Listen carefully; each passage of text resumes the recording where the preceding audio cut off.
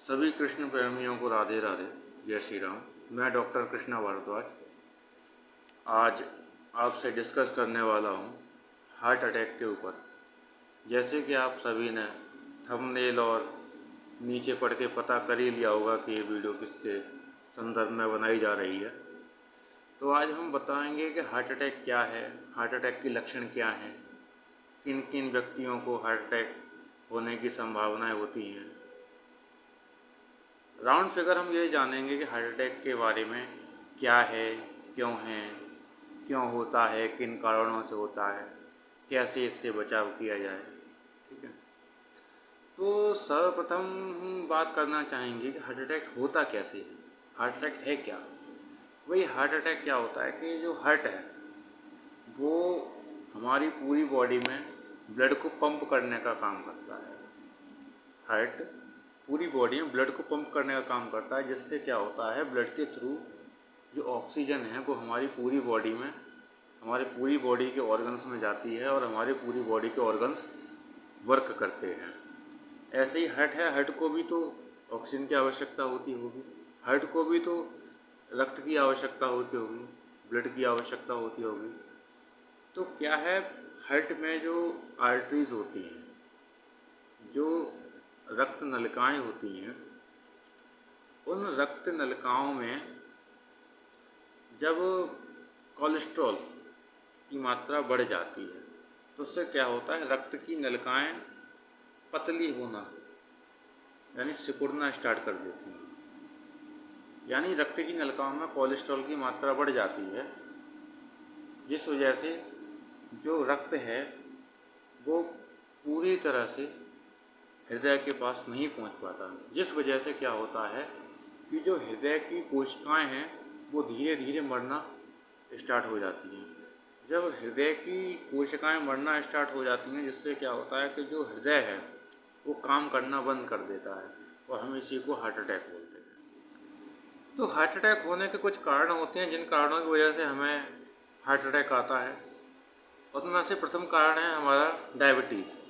जिन बंदों को डायबिटीज़ है तो भाई आप लोग सतर्क हो जाइए, आप लोगों को हार्ट अटैक होने की संभावनाएं ज़्यादा रहती हैं, क्योंकि जो शुगर है वो उसमें जो कैलोरीज होती हैं वो बहुत काफ़ी ज़्यादा होती हैं। और अगर हमारी बॉडी को अगर नीड है, सपोज दैट 100 कैलोरीज की नीड है और हमारे पास 125 कैलोरीज हैं, तो 100 जो कैलोरीज हैं वो तो हमारी बॉडी एब्जॉर्ब कर लेगी, वो हमारी बॉडी यूज़ कर लेगी। बट जो 25 कैलोरीज एक्स्ट्रा बची वो हमारे इकट्ठा होती जाएंगी और जो हमारा लीवर है वो उसको कोलेस्ट्रॉल में कन्वर्ट कर देगा। ठीक है ना।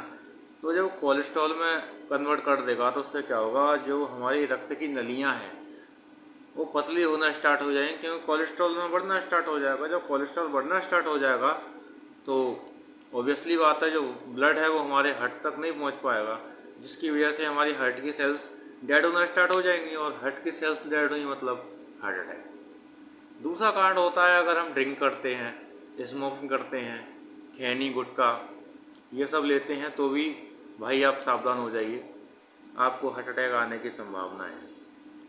तीसरा कारण है हाइपरटेंशन। जिन व्यक्तियों का जो ब्लड प्रेशर है वो हाई रहता है, भाई आप सावधान हो जाएं। जिनका ब्लड प्रेशर हाई रहता है, मैं फिर से कह रहा हूँ, भाई आप सावधान हो जाएं, अपने चिकित्सक की सलाह लेते रहें, आपको हार्ट अटैक आने की संभावना है। चौथा कारण है स्ट्रेस। अगर आदमी का जो स्ट्रेस लेवल है वो कम रहेगा तो हार्ट अटैक नहीं आएगा। बट आज की जो समस्या है, आज की जो जनरेशन है उसमें स्ट्रेस लेवल बहुत हाई रहता है, जिसकी वजह से भी हार्ट अटैक आने की संभावना है। भाई आप अपने चिकित्सक से सलाह लें और अपने स्ट्रेस लेवल को कम रखें। और पांचवा कारण है, अगर हमारे परिवार में हार्ट अटैक से कई सारी मौतें हो चुकी हैं, वो होती है हमारी जेनेटिक प्रॉब्लम, तो आप सावधान हो जाएं। अगर जेनेटिक प्रॉब्लम है तो आप भाई, आपके परिवार में कई सारी मौतें हार्ट अटैक से हो चुकी हैं तो भाई आपको जेनेटिक प्रॉब्लम भी हो सकती है, तो आप अपने चिकित्सक से सलाह लेते रहें, आपको भी हार्ट अटैक आने की संभावनाएं है। यही कुछ कारण हैं जिनकी वजह से हार्ट अटैक आते हैं। कि हर दर्द हार्ट अटैक नहीं होता। कौन सा दर्द हार्ट अटैक होता है, कौन सा दर्द हार्ट अटैक नहीं होता, ये भी हम आपको बताते हैं। और कौन से लक्षण हैं कि किस दर्द पे हमें थोड़ा सा सतर्क होना चाहिए। देखो, अगर हमारे लेफ्ट साइड में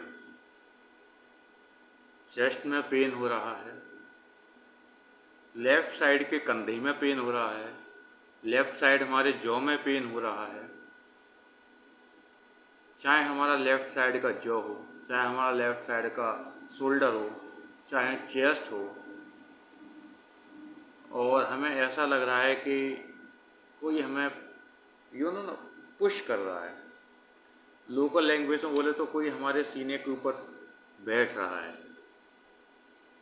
ये कारण हो सकते हैं हमारे हार्ट अटैक के। अगर हमें ऐसा कोई लक्षण मालूम पड़ रहा है, या हमें स्वेटिंग हो रही है बहुत ज़्यादा, पसीना ठंडा पसीना आ रहा है, स्वेटिंग हो रही है बहुत ज़्यादा, तो भी हमें अपने चिकित्सक से सलाह लेनी आवश्यक है। ये पेन हो सकता है कि हमारे हार्ट अटैक का पेन हो, लेकिन हर पेन हार्ट अटैक का पेन नहीं होता है।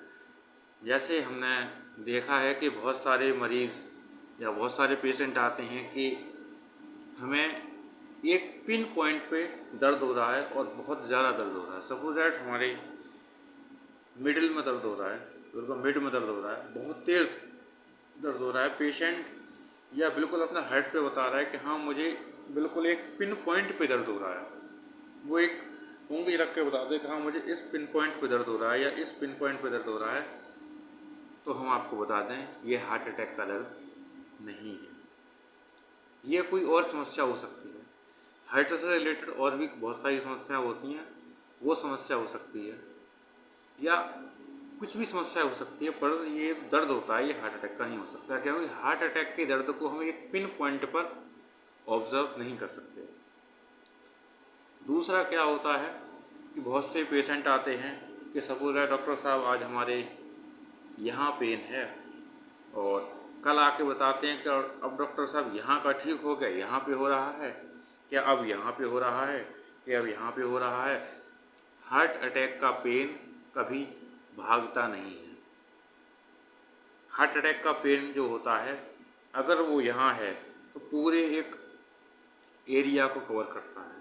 हार्ट अटैक का जो पेन है, एक अगर चेस्ट में है तो पूरे चेस्ट में दर्द होगा, एक पिन पॉइंट पे दर्द नहीं होगा, कहीं भागेगा नहीं वो, ठीक है। ये दर्द है। जैसे अगर तुम्हारे लेफ़्ट साइड में कहीं भी प्रॉब्लम हो रही है तो अभी डॉक्टर को सलाह लें और अपनी डाइट पे ध्यान रखें।